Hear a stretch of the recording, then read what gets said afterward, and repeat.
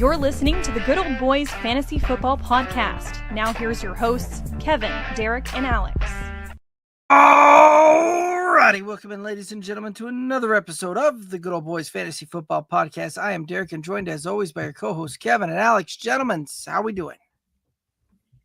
Doing well. A little bittersweet for the Denver fan. The Nuggets in our week in between crushed their game 7 at home against the LA Clippers, so that was good to see. And the Avs were probably the better team in game 7 for the entirety, and then dropped game 7 much like they kind of did here this series. So Avs went home, Nuggets move on. So bittersweet. Been doing a lot of rookie drafts through the Dynasty leagues. Just people can't get enough of it right now. So obviously part of the show, kind of filling that in, giving some people some ideas of what we're seeing, what we're thinking on these rookie drafts, and kind of how we have them ranked out here at the moment. So excited to share that with the group. But I guess as a parent, I'm happy. There's like 2 weeks left of school. So I'm happy for my kids, right? And being able to do that and get on to the summer camps and everything else to keep them entertained. So we're doing all right, man. I can't complain. You guys doing good? Yeah, we talked. Kevin and I were talking each other's ears off before we hit the let's talk to everybody else's ears off button about the Avs game 7. I was fortunate enough to be in attendance, and as I told my wife, who got me the tickets, she asked me if I had fun. I said I had a great time right up until the point where I didn't. I was having a great time right up until about the last 5 minutes of that game. Then I was not having such a great time.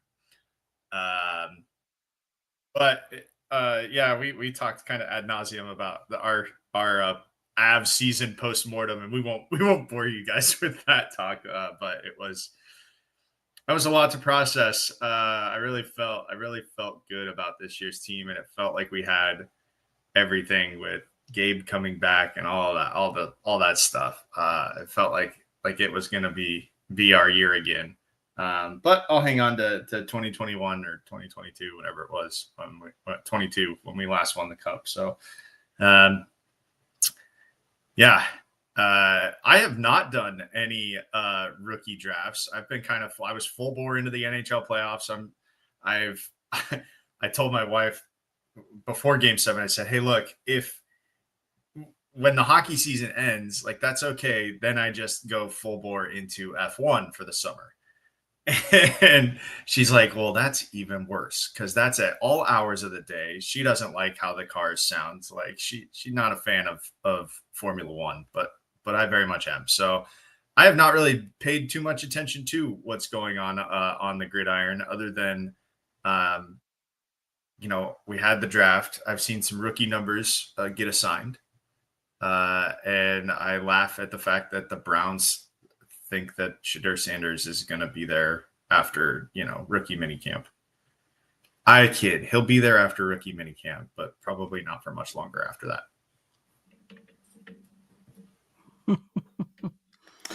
Yeah, it'll be interesting to see how that one plays out, because, well, true to form, right? The Browns just kind of did what the Browns do, right? Like, if there was any team that was going to come out of the draft with a situation in the quarterback room like this, there was really only two options, right? It would be the Browns or the Jets, right? The Browns were going to Browns, or the Jets were going to Jets. And we figured out who was going to do what on that one. So very interesting on that.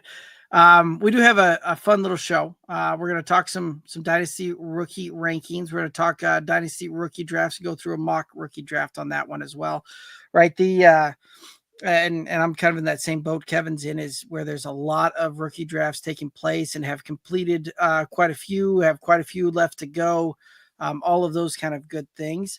And here's a very unpopular opinion, but it's opinion that I hold nonetheless.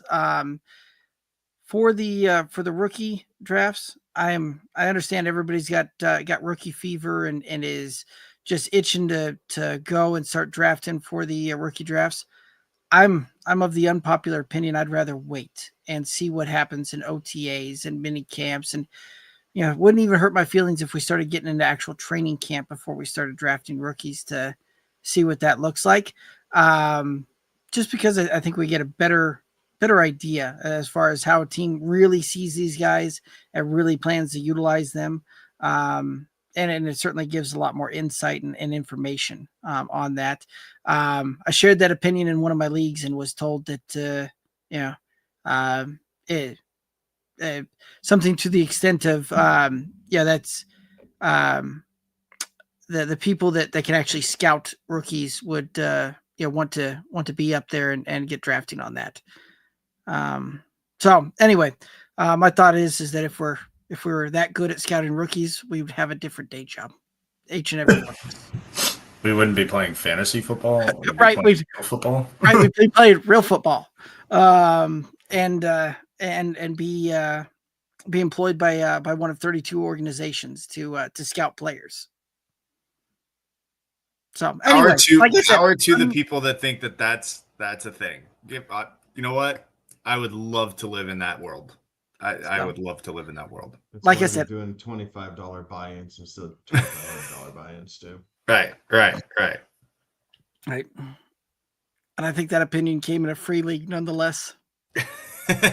So anyway, I digress, and we'll move along. Just like I said, unpopular opinion. I would far rather wait to see more information come out on these players, and we'll see how that really kind of plays out. Because even if you're really good at scouting on these things, there's so much more about how the team plans to utilize them, the opportunities that they're going to get, all of those things that make up the fantasy production. As that's probably more impactful on the long-term success of a player than just the talent alone. Every one of these guys is top-tier talent entering the league. And here's I'll take my reasoning a step further for all those. And in a dynasty situation, it is not always the easiest thing to turn your team around.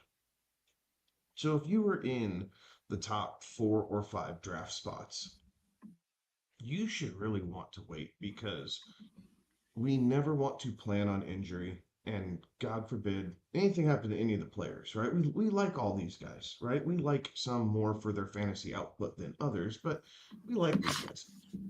The last thing you need is for these guys to get into rookie minicamp and drafting before rookie minicamp, and all of a sudden, someone blew their Achilles. Someone tore an ACL, and you just drafted them in a dynasty setting.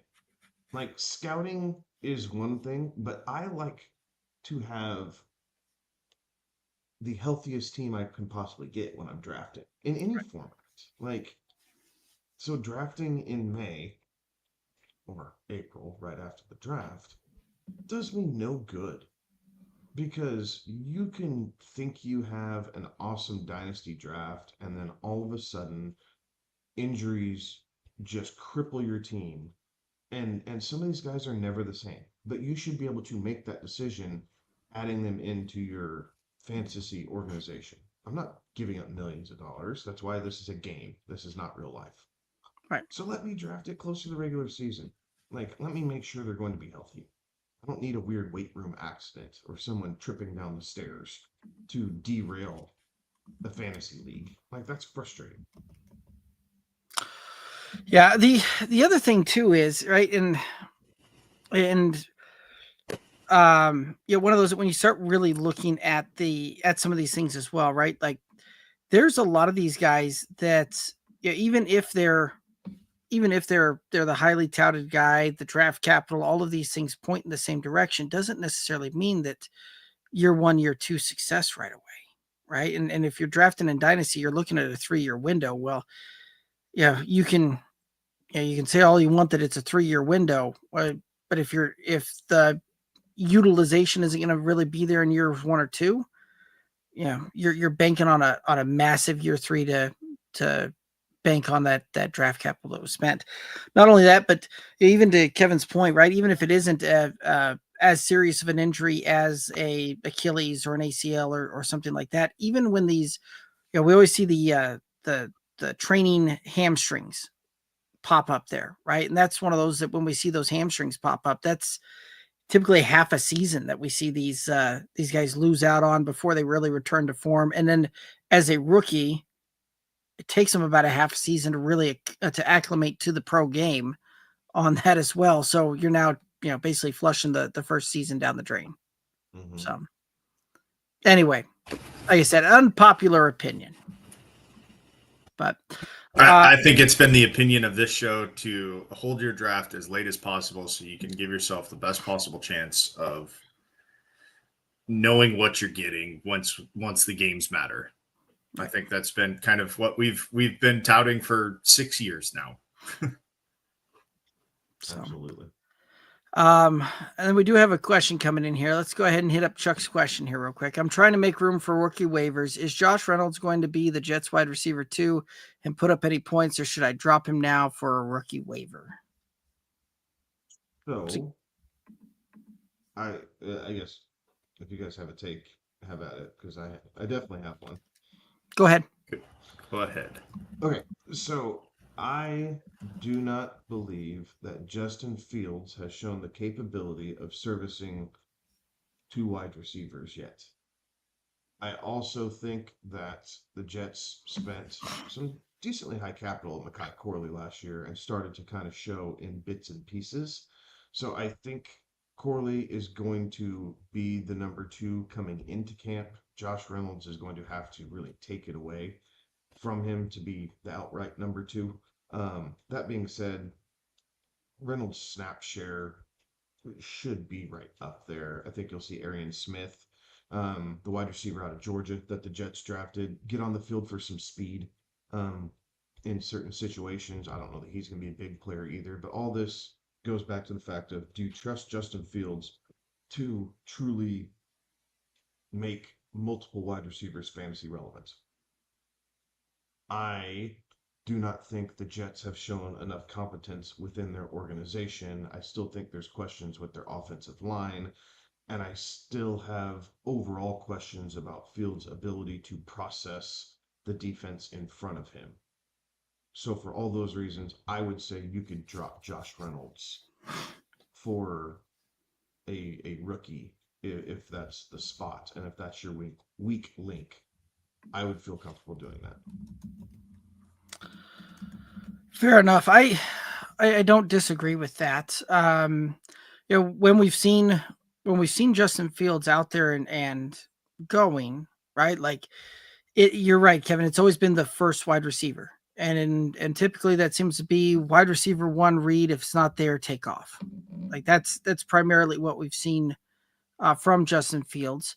I don't know that we're going to necessarily have seen another wrinkle to that to his game from the little bit that we saw in Pittsburgh last year and the few years of Chicago that we've seen the years before. Right now, Justin Fields certainly had a good connection with DJ Moore, and there was some very good fantasy relevance for DJ Moore with him, but that's going to be the Garrett Wilson show in New York, right? I don't think that we're going to see that translate to any other wide receivers. You also have Alan Lazard still on the roster, another guy that's certainly has the veteran experience to and will certainly get some reps out there as well. And at that point, I think you've got another guy that you could kind of add to the mix of potentially fighting for wide receiver 2 on this team.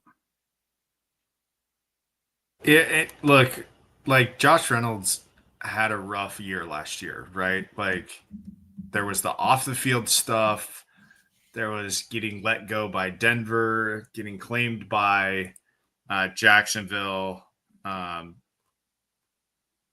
He had a rough year. And even when we go back and look at his stats from, years previous, we're talking about 40 catches. 2023 was his best year in Detroit, and he had 40 catches and 5 touchdowns. Do you think that there's a rookie out there that will match that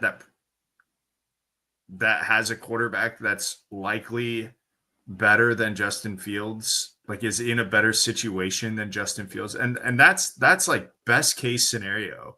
I mean, his best year was 2020 in Los Angeles. Has he had Jared Goff throwing him the football basically his entire professional career? Is that what I'm like? It's kind of the Alan Lazard, but yeah. Alan Lazard and Aaron Rodgers. Right, except but like Josh Reynolds and Jared Goff. Yeah, so but like his best year has been 5 touchdowns on basically 30 to 40 catches. Like that's what you're going to get. I don't know that Justin Fields gets him 30 to 40 catches and 5 scores. I think you probably take the possibility of a brighter future with a different rookie, especially because we are now getting Josh Reynolds in year I believe this is 9 year. Yeah, 8 or 9. Yeah. So I would take the chance on the rook. There you go, Chuck. There you have it. Best of luck to you, sir. Appreciate the question there. So yeah, any other news, notes, any other thoughts we want to hit up before we start diving into some rookies? No, let's go ahead and jump into it. We'll see kind of how this takes us and how our thoughts compare to the computers, because I think the computers still got some things wrong. But I think a lot of people drafting have some things wrong. Yeah, I could see that. Alrighty, so we've got the old screen up here. There we go. Alrighty, and so the way we're rocking and rolling this one is I'm drafting out of the 2 spot. Alex is drafting out of the 6th spot, and Kevin's drafting out of the 11th spot here. And so we'll see how this one plays out and rock and rolls. But I'm going to be the first from us on the clock. To no surprise, Ashton Genty goes off the board number 1 at the 101. That puts me on the clock here. And for everybody watching, listening out there, this is a single QB Dynasty league. So no Superflex on this one.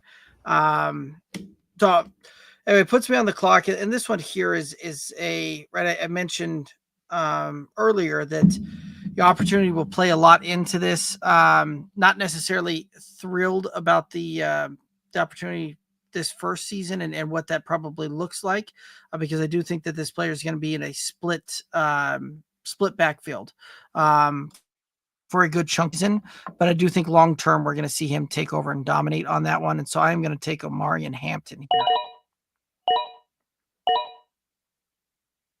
All right, so after Omari and Hampton goes, Travion Henderson goes to team 3, Tet McMillan goes to team 4, Quinshon Judkins goes to team 5, and already I'm seeing an issue that we're running into is that Judkins and Sampson are basically going right next to each other when it comes to Cleveland running backs. And trust what you will with Cleveland and their running back room. Right now on their depth chart is Jerome Ford, there's Judkins, there's Sampson, and then Pierre Strong Jr. Shout out FCS, South Dakota State. I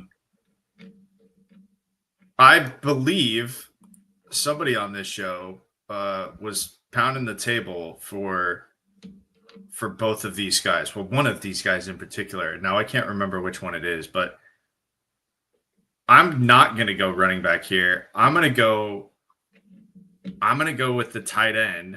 I'm going to go Tyler Warren here because I don't know what part of that Cleveland backfield I want, but there's already 2 guys, 2 running backs in front of Dylan Sampson. So I go Tyler Warren here, who I think gets on the field a little bit easier and sees the football a little bit more with Anthony Richardson seemingly being the quarterback there.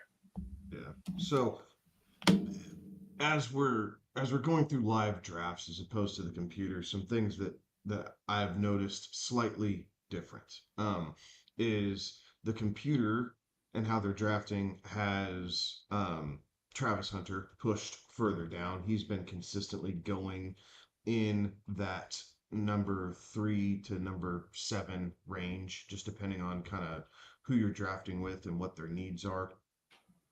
Judkins has fallen all the way down, or not Judkins, excuse me. Judkins has fallen to the middle to back half a little bit. Sampson has fallen down to the 3rd round in some cases now. So again, not entirely accurate from the computer, but we feel like we can talk through some of this. So one thing that has held true and is definitely a target for me if I'm drafting, 9, 10, 11, anything like that is Caleb Johnson from the Pittsburgh Steelers. I am not going to tell you that he is Le'Veon Bell 2.0, but I am going to tell you that he does carry a lot of similar characteristics coming out of a Big Ten school, setting rushing records for that school, going to Pittsburgh, being a patient guy. Like, he carries similar characteristics. I am hoping that lightning strikes twice, or at least close to it, especially if I'm drafting here at the back end of the 1st round. And I am actively searching out and trying to move around to get Caleb Johnson on my roster, because I feel like he should be going at the front end of the 1st round, not the back end of the 1st round. Okay. And then after Johnson, Tootin goes, and then Cameron Ward goes at the 101. And that puts me on the clock here. And there's several places that I could look at here, and I feel very, very comfortable with the players that have fallen here. 2 of them in particular, having fallen this far. One of those guys being Travis Hunter, right? This is a guy that's, although he'll likely line up as the 2nd wide receiver in Jacksonville, still has the draft capital, all of that to potentially make an impact there. Another guy being R.J. Harvey, the running back out of Denver, to take him in the 2nd round. I feel pretty good value on that one there. And this is one that honestly I'd feel really good going either direction on this one. But with the fact that I did take Omarion Hampton in that 1st round, I am going to switch it up and take wide receiver here on this 2nd round.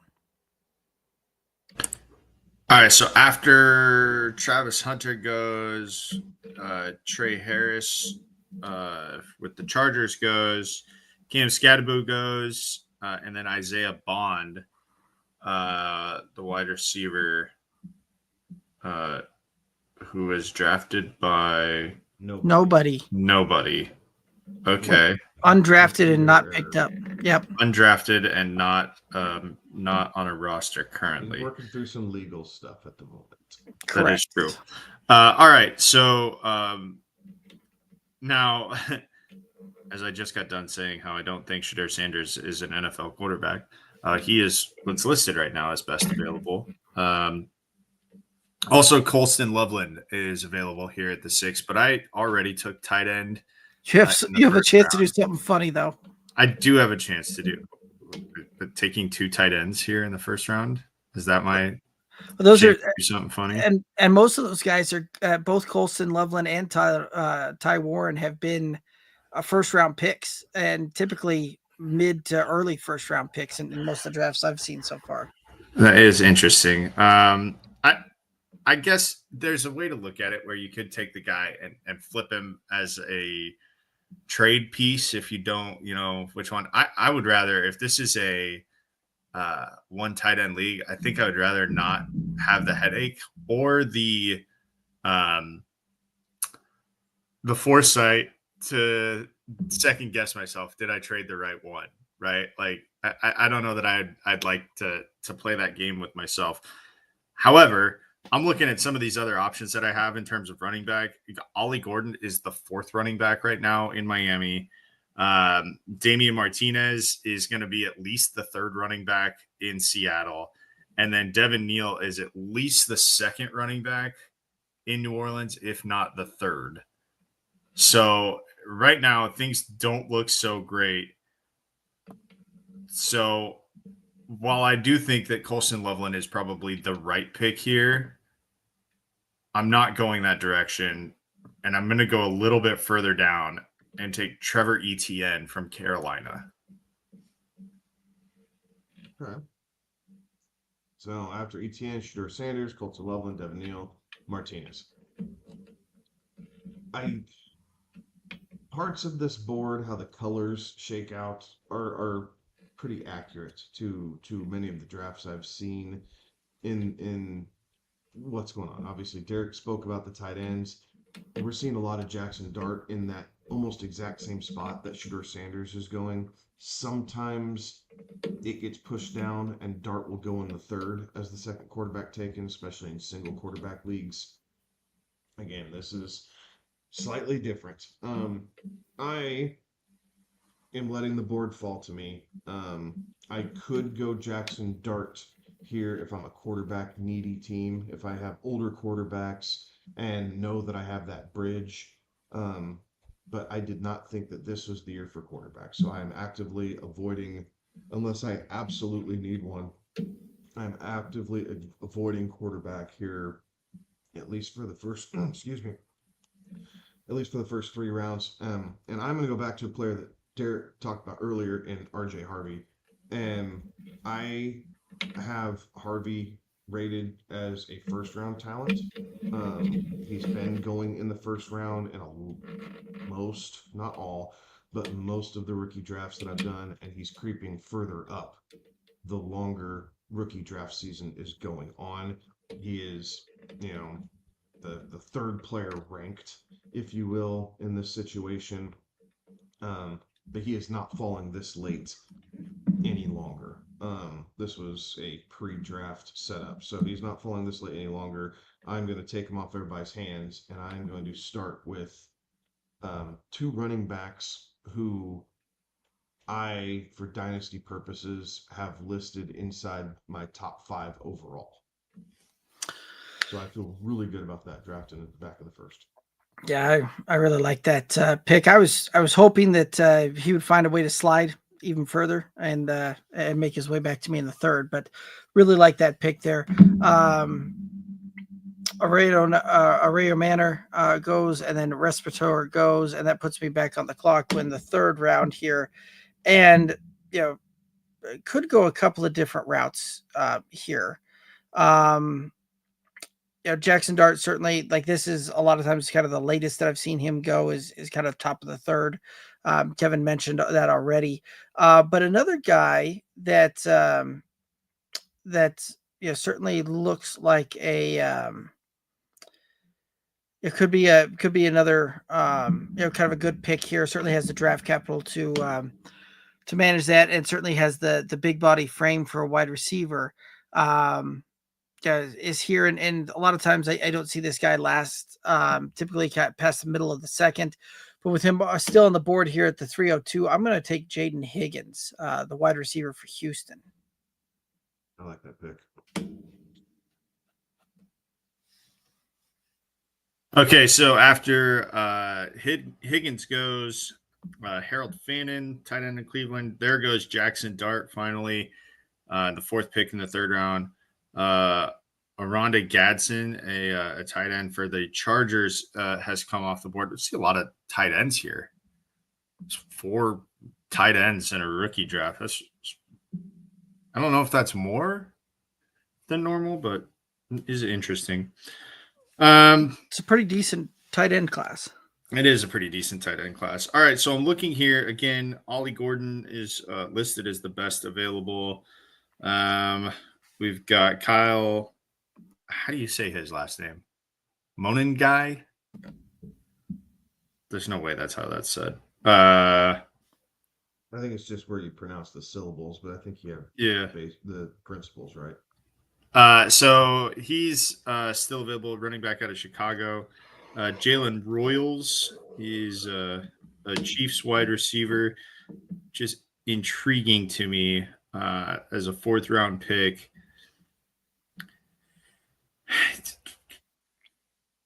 Tez Johnson is another guy that is still available, but he's going to have to fight his way through there in Tampa Bay. That's a crowded receiver room. So I think I will go with the guy who's got the best quarterback for the foreseeable future, and I'll go Jalen Royals here. All right. So Royals goes, then Johnson, Gordon from Miami, Arroyo, the tight end to Cincinnati. I like this Arroyo pick only because Noah Fant is kind of the only tight end of note on the roster, and Noah Fant has never really panned out. Broncos drafted him, kind of expecting him to be T.J. Hawkinson 2.0, and it just didn't pan out. And then Ferguson to the Rams. We know that they've been needing some tight end help for years. So both those guys have been going about that third round. Gaddison's the one that's kind of fallen out, if you will. But Arroyo and Ferguson are both consistently coming off the board in these rookie drafts. And so I don't have a major issue here. What I have been doing here at the back end of the third round consistently is I'm jumping all the way down the board. And you guys are going to see my theme here very quickly.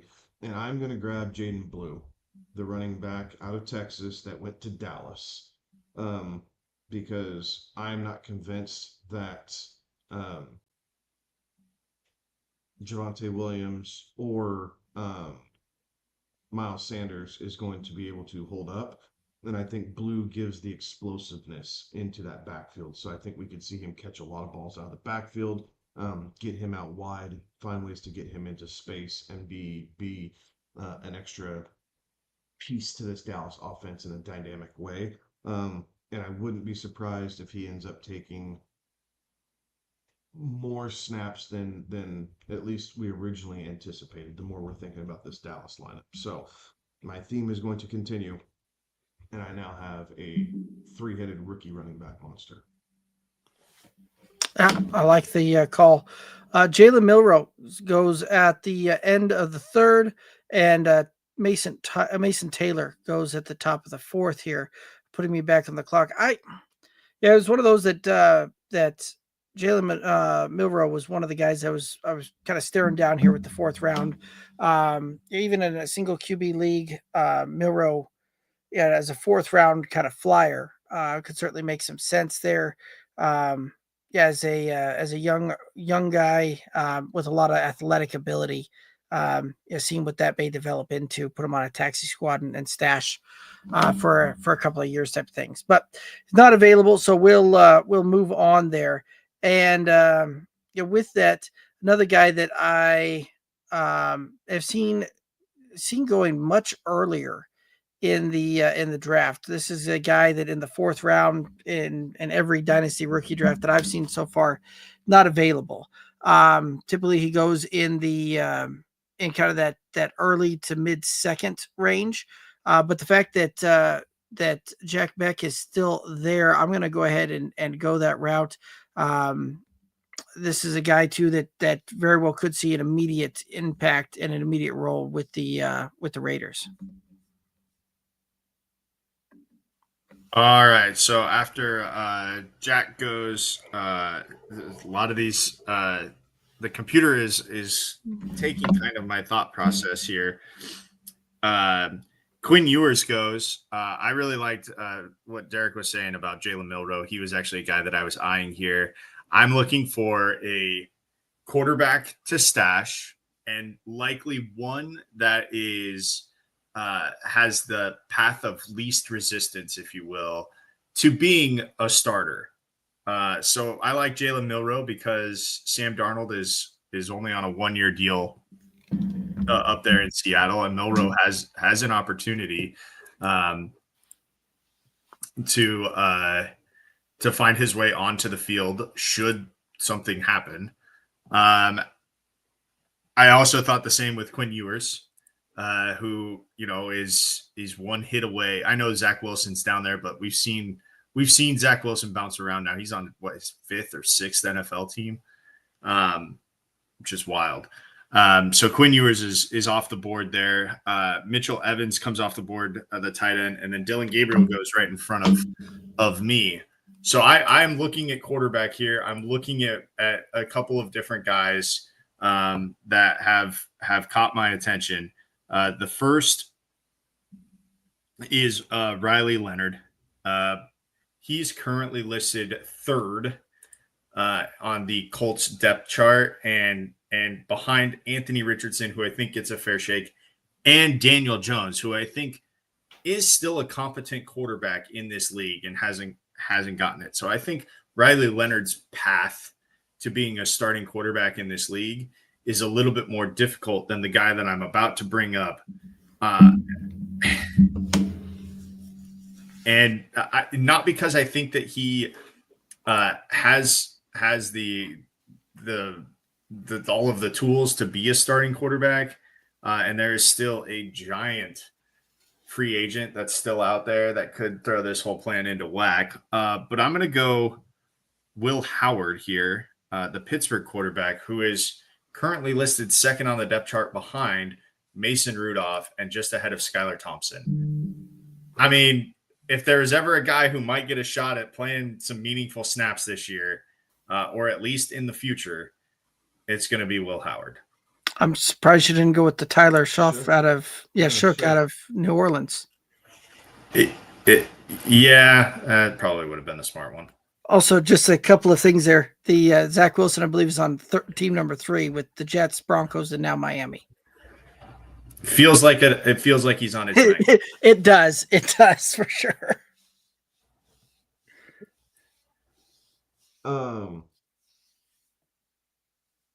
Jeez. Okay, so quarterback run here. Riley Leonard, Rourke, McCord, all these guys go off the board.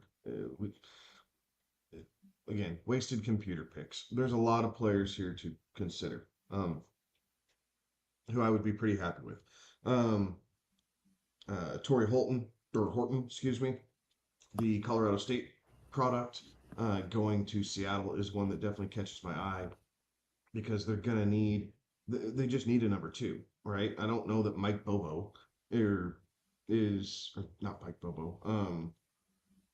Jake Bobo is going to be the number 2 behind JSN. I think Horton has a very strong possibility of taking over those number 2 snaps.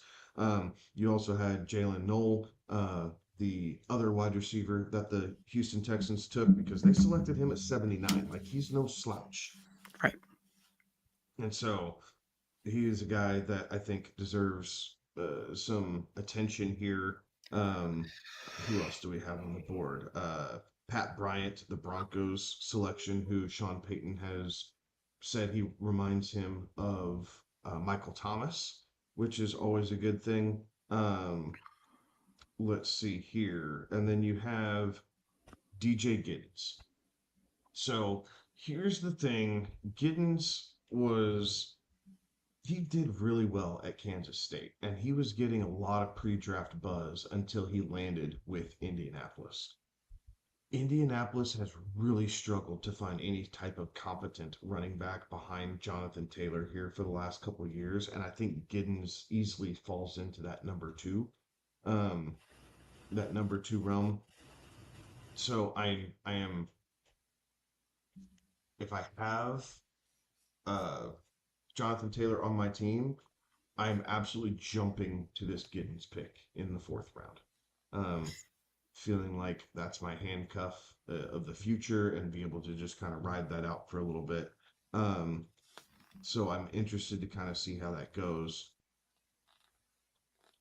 To prove my point, I should go Giddens because I like the running back so much more than the wide receivers here. Because of how the board has fallen, I feel like it has left a lot of value on the board here, and I am going to go with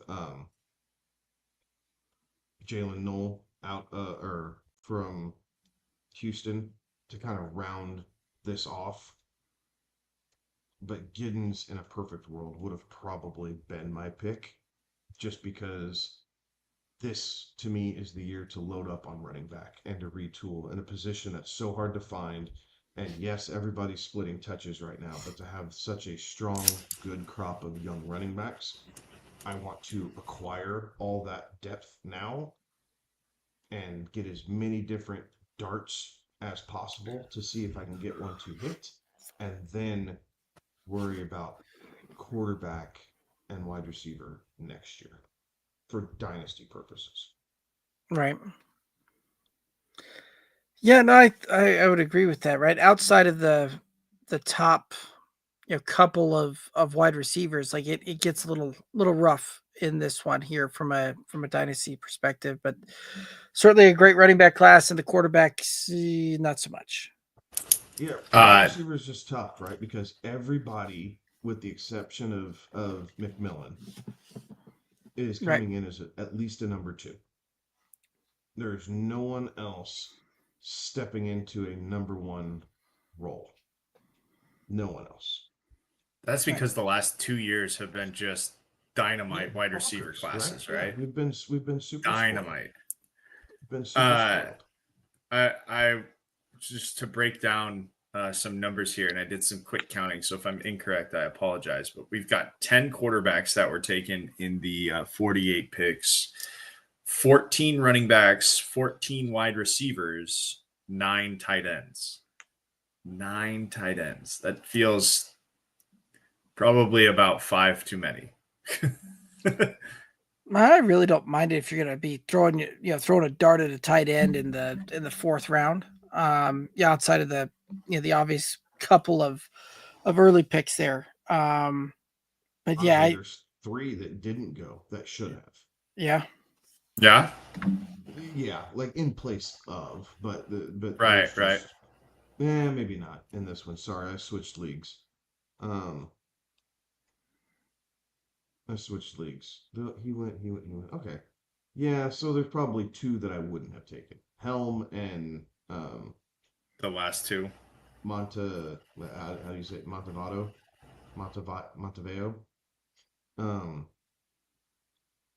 Yeah. Matavo. Sorry. Maliki Matavo. Anyway.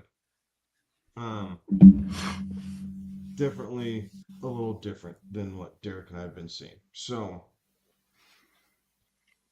I think that these are always good exercises to kind of see where things start out.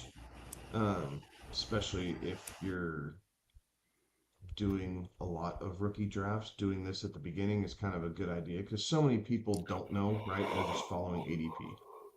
Some things to note.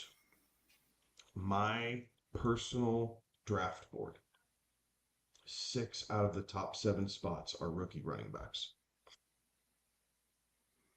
So, Genty, Hampton, Johnson, Harvey, Sanders, Judkins would be those top 6. And then Ted McMillan would fall in there. Right after that, then I'm looking at Travis Hunter. Right after that, I'm looking at Mbuka, and then Golden, and then Luther Burton. And then I'm looking tight end. So there's my first round basically laid out. I have my entire first round mapped out of my priorities. Kyle Johnson and Kyle Johnson's been staying at the back end of the first round. Harvey's been creeping up into the middle of the first round. After the first couple weeks, he's going right after Judkins typically. A lot of times you'll see Genty, Hampton go 1-2, and then is where it 3, 4, 5 is where it gets a little interesting. So you'll see a combination of Travis Hunter, Ted McMillan, maybe a Warren, maybe a quarterback needy team will step in and take a Cam Ward because they need the starter right there, like just to kind of help bridge. And so they're sacrificing their first round pick. But then after that little jumble between normally 2 of those 3 guys, then you see Henderson, Judkins, Harvey go in succession and almost in that order every single time now.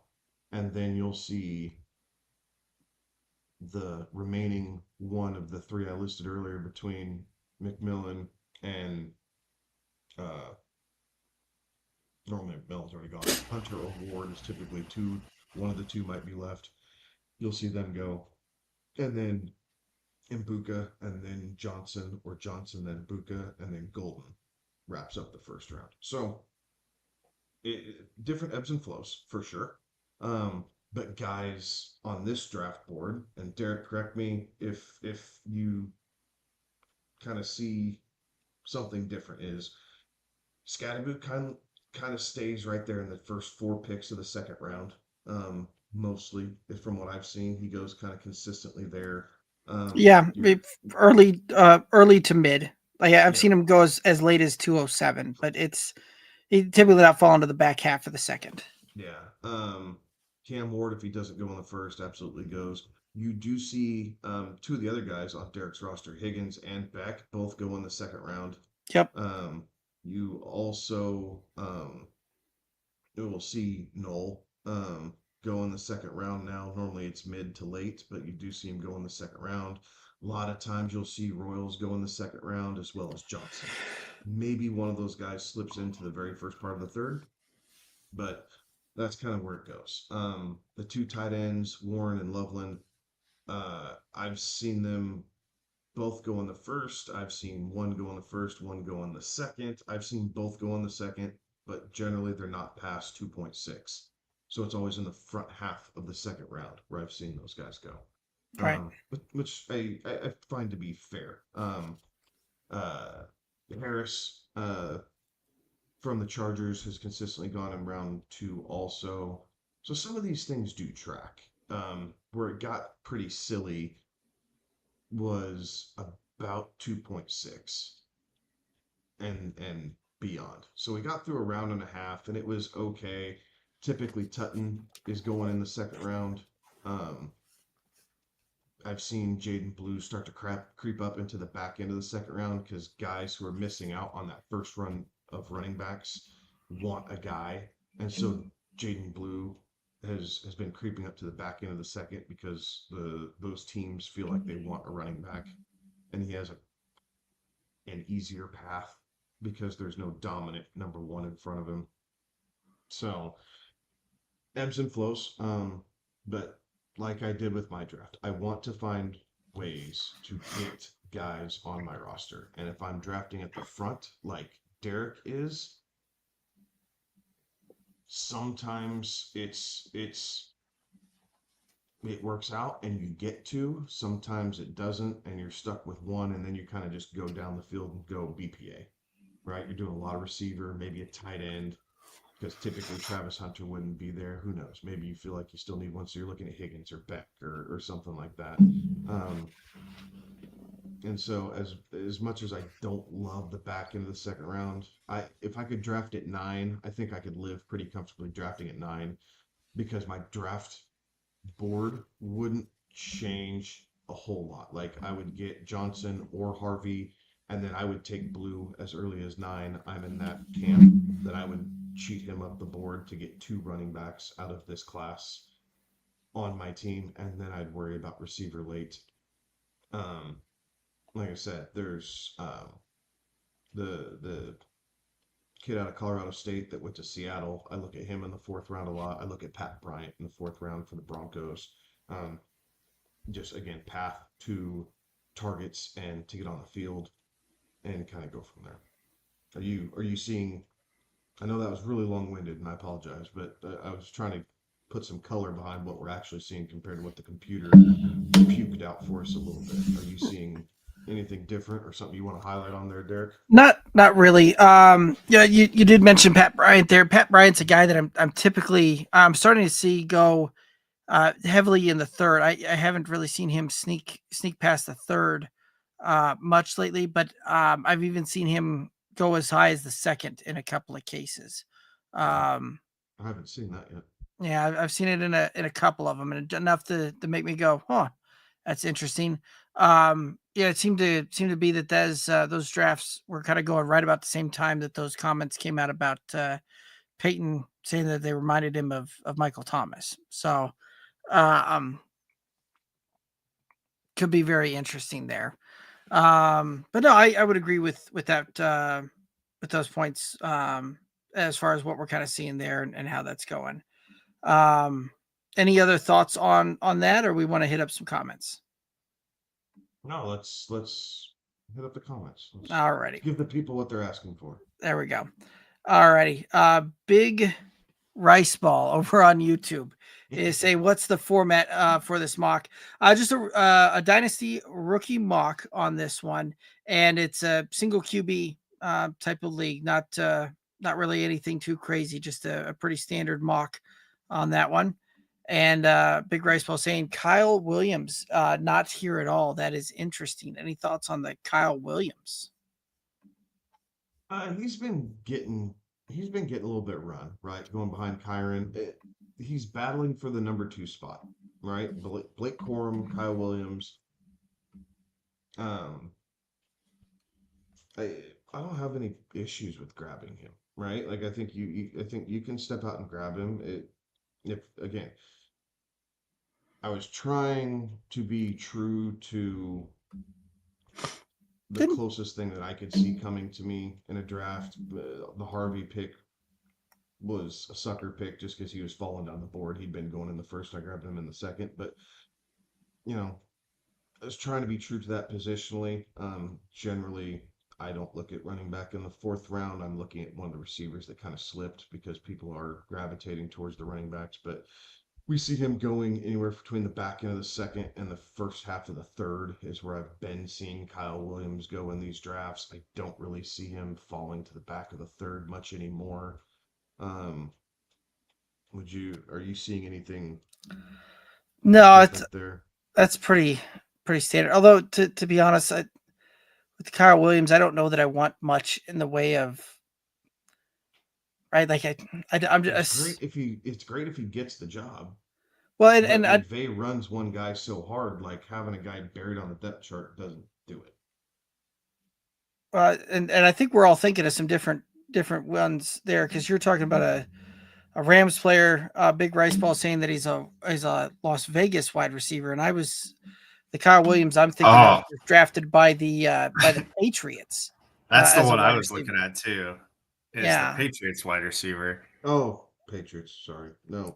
And my apologies. I'm not reading my shit correctly. And quite frankly, with Kyle Williams, I don't know that I want much of what this New England offense is going to look like until I kind of see it. Right, this is one of those that it's going to be a very interesting and kind of deal as far as what that looks like going forward. You have Drake May coming into the 2nd year. What does that learning curve look like? You have Stephon Diggs now as the Stephon Diggs coming in there. You have Josh McDaniels back at the helm of the of that, and what does that look like as far as that goes? Right? Are we going to see a more Mike Vrabel wanting to pound the rock type of system there? Are we going to see this more Josh McDaniels trying to air it out a little bit more type of deal? You still have that where I think Kyle Williams is coming in as the 3rd, competing for the 3rd or 4th string on this one in an offense that I'm not sure what that's going to look like. So he has been going off the boards in a lot of places. Just I'm hesitant to pull the trigger on that one until I get into like the 4th round. Yeah, I think you're okay to look. Kyle Williams, I think is a fine enough pick. But again, I do think that he is going to be. There's a lot of mouths to feed there on that New England roster, and it's a head coach who does like to run the football, right? Like it's a head coach who prefers to run the ball to set up the pass and control the clock for his defense. Right. And so when you look at what they have offensively with Ramondre Stevenson, Travion Henderson that they just brought in, they also have Antonio Gibson as a running back. So there's 3, running backs right there. Stephon Diggs, Demario Douglas, Keyshawn Boutte, Kendrick Bourne is on this roster. Mac Hollins is still here. And then we get into the tight ends where you have really capable pass catchers in Hunter Henry and Austin Hooper, right?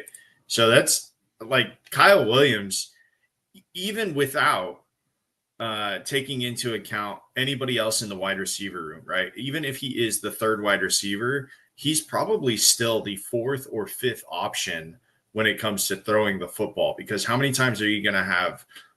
I think that New England will more likely be in 2 tight end sets than they will 3 wide receiver sets, given what that is. So I think that's what you're going to be up against with Kyle Williams. I think he's a fine pick, and yeah, maybe it is a bit of an oversight that he's not listed here, but like when you're looking at what this Patriots team is going to be, Kyle Williams is going to have to scratch and claw to be considered to be looked at by Drake May, right? Like that's a lot of mouths that are going to get fed there, and a team that likes to probably run as few offensive, or a head coach that would like to run as few offensive plays as possible. So, yeah, it'll be interesting for sure, right? And we haven't seen a stop yet where Stephon Diggs is not demanding the ball, right? So, right. Like he's got to get at least 100 targets, right? Like he's got to get at least 100. And I don't know that that's enough to necessarily satisfy. Right. Okay. Oh, sorry. Go ahead. Finish your thought. I'm going to change gears slightly. That was pretty much the thought there. Go ahead and change gears, and we can come back to some questions, comments if they pop up. I want to run a couple, because it's draft season. Everybody likes to trade. Right. I want to run a couple by you. See what you guys think. Okay. The first one is the 105 and the 311. Okay. For the 111, 211, and Najee Harris. Okay. Superflex, no Superflex. You would ask me that. Yes, Superflex. Okay. Run me through the picks again one more time. It is the 105 and the 311 for 111, 211, and Najee. Okay. Let's see here. All right, so let's walk through what you're getting at the 105. At the 105, you're probably getting Henderson, Judkins, Sampson, McMillan, something like that. Yeah. So you're getting a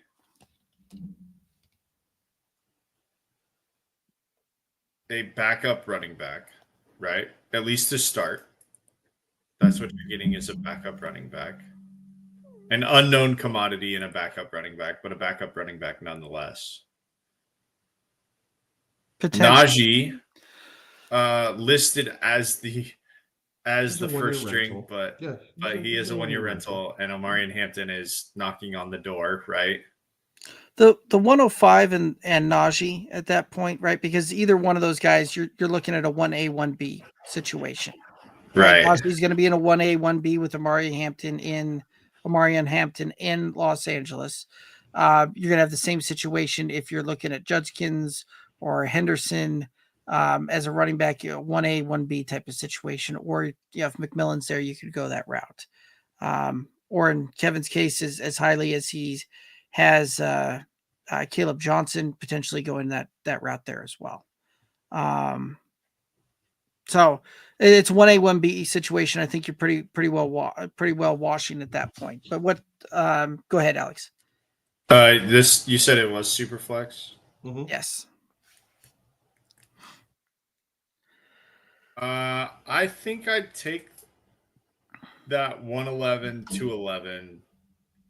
I think you get the extra pick. You get the established running back, which is, I think, what you're hoping for out of that 105 pick is a running back in that area. So I think I lean the 111, 211 Najee side. I'm looking at it, that's probably pretty fair compensation, right? Just looking at it, it's pretty close to being in balance there. right? I'd probably give a slight lean to the 111, 211, and Najee, simply from the standpoint of right, as we said earlier, the guy that you're going to take at 105, if it's not McMillan, if it is running back, you're probably in that 1A, 1B situation, which you get back with Najee at that point. The 111, there's a good chance that you could have a guy like RJ Harvey sitting there at the one. I've seen him go that late. Would really like that pick there. Caleb Johnson, who I know you're really high on, would in a lot of cases be sitting there as well. So both of those running backs could then tip the scales for you. And at the 211, I'm far more comfortable taking a pick with the 211 than a 311. As you start getting down in that back end of the third, fourth round, a lot of times you're starting to throw darts. So I like the compensation better, I think, with the 111, 211, and Najee. Okay. So I did as well. That was offered to me earlier today, and so I took that trade. I turned the 111 into Emeka and Buka. Okay. I turned the 211 into Jaden Blue. Okay. So same league. Trade came across, and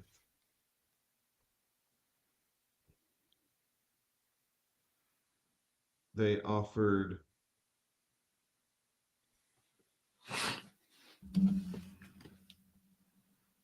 what the hell happened now? Oh, sorry.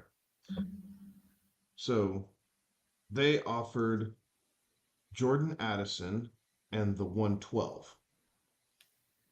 So it was the very next pick. They offered me Jordan Addison and the 112 for Calvin Ridley, Rashad White, the 205, and the 303.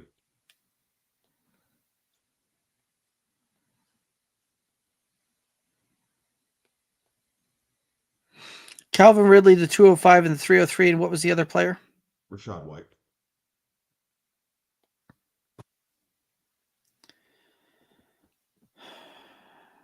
Who was on the board at 112? Receivers. I missed out on Johnson because that was my thought, was sliding back, get Najee, get Johnson, call it good. I missed out on Johnson by one pick. He went at 10. Oh.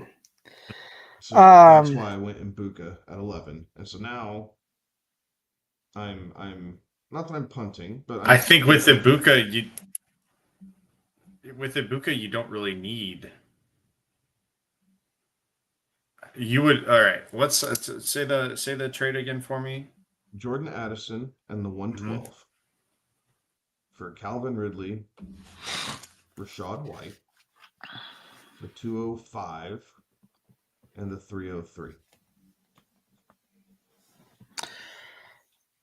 I mean, compensation wise, again, it's pretty close. You've got some different kind of maneuvering around there, but from a value standpoint, I feel like you're in the ballpark at least. As far as which way I would go, I would probably lean more so towards the Jordan Addison than the 112. Just from the standpoint, Bucky Irving is going to be a problem for Rashad White going forward on that one. Calvin Ridley is certainly getting longer in the tooth, right? He's on the north side of 30, and if I'm looking at Dynasty, I'm looking at a 3-year window. Wide receivers start aging like milk once they get past about 30, 31 on that one. And then the 205, 303, I'm not necessarily in love with what's going to be there in a lot of cases, as far as really kind of setting my roster up to try and go through that. So I would lean with the 112 and Jordan Addison, right? Jordan Addison, still a very young guy. We may see him potentially lose a little bit of time this season, but again, 3-year window. And I think that does some really good things for you going forward. And then 112, I can also pick up another wide receiver. That could be an impact player on my team right now, whether that be Luther or I don't know what other wide receivers were available there, but Luther Burden very likely was one of those guys that was there. Yes, correct. So I took that deal also and went ahead and snagged it up. And so I ended up with I took Matthew Golden. Okay, that was I my other wanted thought. I, Yeah, I wanted the young guy, the speedster, great year at Texas, and with these other receivers in Green Bay, again, maybe 1 year, it's trying to find their way, but then all these expiring rookie contracts that Green Bay is going to have, they're not going to keep everybody, right. and so they gotta move on. So if it's Jaden Reed and Matthew Golden going forward, it's kind of I had to use my crystal ball a little bit. But overall felt good. So here's what I missed out on. Okay. Now that we have all this, for the picks that I gave up that I know have been taken yet, the 105 that I gave up, they went with Travis Hunter. They passed on the running backs, which Okay. made me feel really good about getting Caleb Johnson. And then 4 out of the next 5 picks were running backs. Jackson Dart, with it being a super flex, was the one divider, and I missed out by 1 pick on Caleb Johnson. So I went Ibuka and Golden back to back. And then Tyler Warren went at the 2-5. Yeah. So the 3-3 has not been taken. Was he the first tight end to go? No, second. Loveland went at So 2-3. Loveland went. Yeah. Oh, okay. Loveland went at 2-3. Now, it is a super flex, and this league is a little funky. There's a whole bunch of flex spots. Like you have to start 1 running back, you have to start 1 tight end, and then there's 4 running back or wide receiver flexes, and then 4 wide receiver or tight end flexes. So because of that, I didn't feel too bad. Like I missed on the running backs, but I gained enough wide receiver talent that these guys are going to be on the field to help fill all these flex positions for this particular league. And so I wanted guys who I knew would be on the field. Najee is going to be on the field half the time. He's never missed a game. So if nothing else, I can count on his overall health to play. Addison, yes, the DUI thing, but you work through that. He's a young player, just turned 23. So I flip Ridley for Addison, and I get 7 years younger, and I feel good about that. I like the talent of Jordan Addison. And then I followed up with Ibuka, we're going to see what he does this year being kind of the third wheel, but after that in Tampa Bay with Mike Evans, who knows how Chris Godwin's going to come back fully from his injury. And then Matthew Golden, same type of year. It might be 1 year of murkiness, but I think the long term, that's kind of what I was looking at. Is long run for these receivers, I felt like I set myself up in a better position. Yeah. Well, and that's the There's thing. some funky ones, right? That kind of come across. And that's the thing too with most dynasties. I'm looking to try and acquire the as many wide receivers as I can, especially young wide receivers, because the shelf life is much longer, and when ready to make a run and really kind of put that window into play, they're easier to flip for a tenured running back that can be that may have that 2 or 3 years left before they start falling off, and guys are looking to flip them for the try and move off a year too early type of thing. So yeah, I like it. Big Rice Ball saying for a rebuild orphan team that they did, they traded Ridley to a contender for the 201. I like think that. I think you probably got more than value on that one. I know I wouldn't have been giving up a 201 for Ridley, but I like the flip. Heck yeah. Nice young receiver, whether you're looking at like a Higgins or maybe one of the running backs falls, right? Maybe Johnson does fall to you. Maybe Matthew Golden. Yeah, I've seen Ibuka go at the top of the second once or twice just because of how the draft board kind of fell. So I like that. I think you get a very talented receiver who starts out as the number 2 on the depth chart, but has all the talent in the world to continue to climb his way up there. So I like that. for Calvin Ridley and having to deal with a young rookie quarterback and his inconsistent play in man versus zone, and at times his unwillingness to get on the football field due to health concerns. Fair enough. But I like the trade. Good for you. I had one come through in one of mine the other day, and I'll run you through this and see what you guys think. So I got a trade offer, which was the Anthony Richardson, Jalen Wright, and the let me get that pulled back up here. And it was the oh, come on.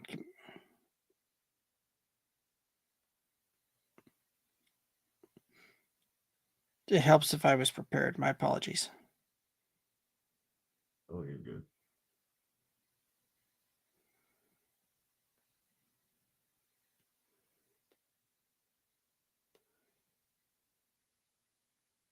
Alrighty, so it was the 107 for Anthony Richardson, Jalen Wright, and the 110. Single or super? It is a single.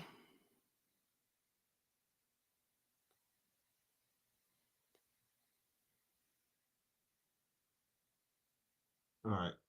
Anthony Richardson, Jalen Wright, and the 110 for what pick? For the 107. Hell, give me the assets.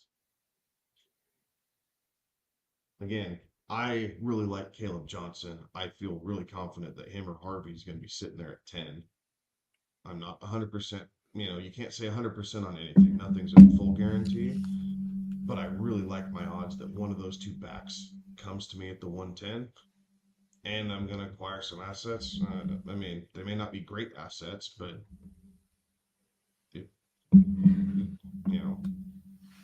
if he manages to hit and you don't need the quarterback, well, then you flip him for something else. Yeah, it's single QB league, and Stafford's the quarterback. Okay. So Stafford, I don't mind it. I think I'd take the 110. I think I'd take the assets. Okay. I ended up not doing the deal and stayed put at the 107 and took Tet, who was available on the board at that time.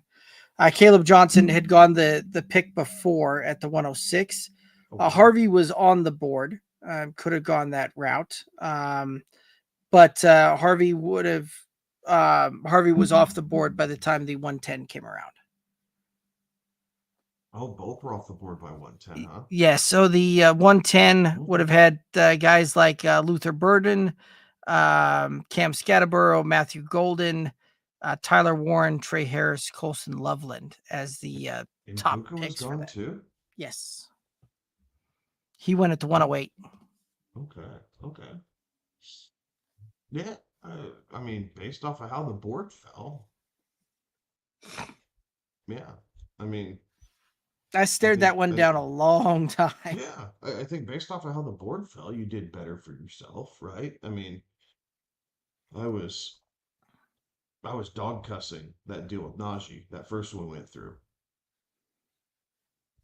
and gambled, lost, and then luckily the trade behind it happened to come through after I made my selection, and I was kind of kicking the dirt about it, and I was looking at this, I'm like, wait, this might save face here a little bit. Instead of the young running back, go young receiver. So, I mean, hell, you didn't have to worry about that. I don't mind that. Let him deal with his own quarterback problems. So who do you take at 10? That person took Luther Burden at 10. Yeah, I'm not in love with that pick. No. I like Luther Burden. I'm not in love with where he went. Like, his landing spot is what is making me fade away from Luther Burden. Right. It's not the talent. But that is, what is DJ Moore's 28? Is that right? Yeah, he's still in the prime. Like, and they just paid him? Like, So you're working through that, and you have a Dunze who had flashes his rookie season. Is Luther Burden better than Roma Dunze? I think their skills are slightly different. I think Adunze is more of a deep threat. Burden's a lot more like DJ Moore. Some shorter routes, good guy for slants, big body, pretty sure-handed. Like him and DJ Moore are very comparable to each other. So yeah, I struggle with drafting Luther Burden as much as I don't like the landing spot. Right. It'll be interesting to see how Chicago does this this year as well, because you're gonna be kind of in that deal. Do you run 2 tight end sets with 2 very capable tight ends that you just spent a very high draft capital on, and you still have Cole Kmet on the roster, who's we've seen been very good. You paid last year and right. really can't get out of anything until after the 26th season. Right.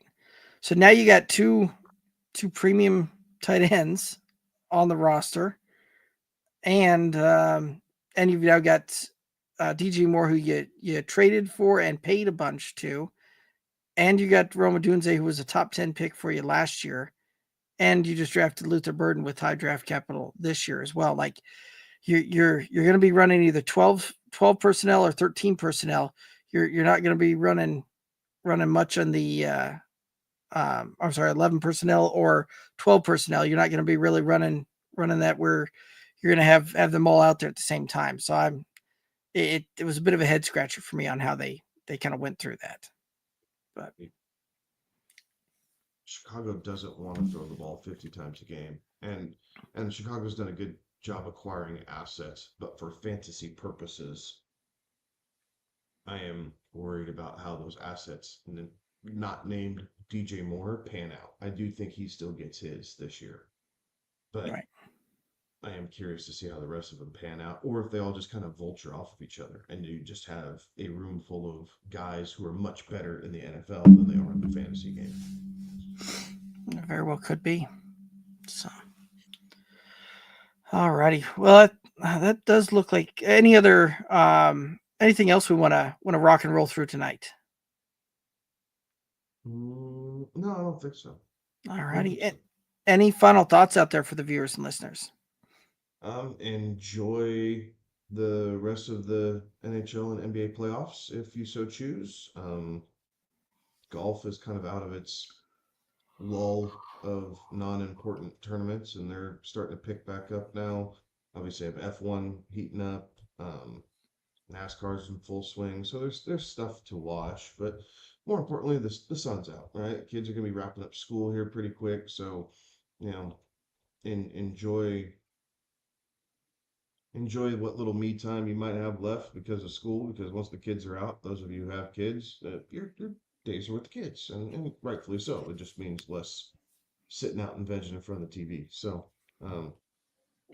enjoy it while you can. Hopefully the weather's nice where you're at. Stay out of the crazy storms. Weather patterns across the U.S. have been kind of bonkers here the last week or two. Derek, you got snow 2 weeks ago or a week and a half ago, didn't you?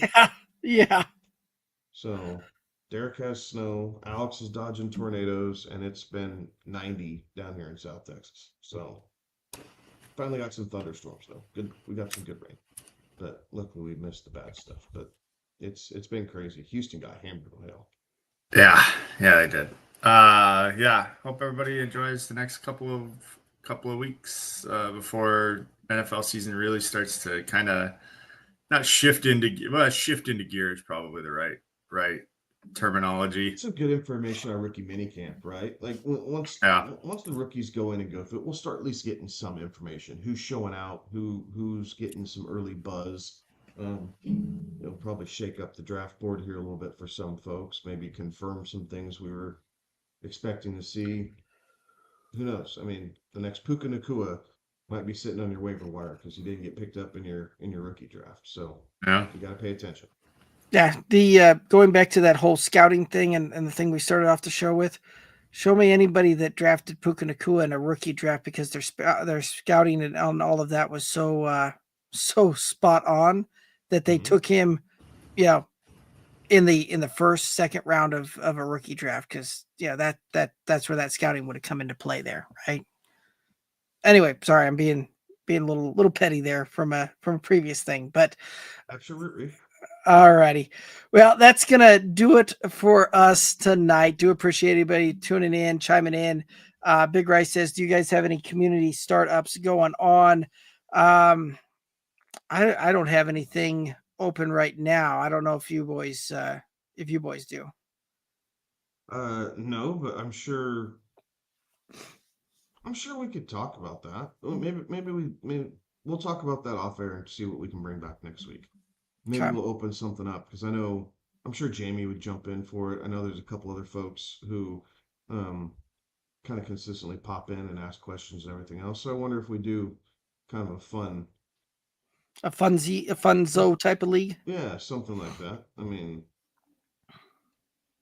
I don't know. Well, we might be able to make something work there. Okay. Do a So, fun little redraft, something simple. Yeah. So Big Rice Ball, make sure you tune in next week, and we're live every Tuesday, 11 p.m. Eastern, and we'll talk more about that. Then. They say it's first year doing Dynasty and addicted to drafting plus planning out a team. So Yes. is a lot of fun. That's be careful. Yeah. That's what I was about to say. But it is addicting.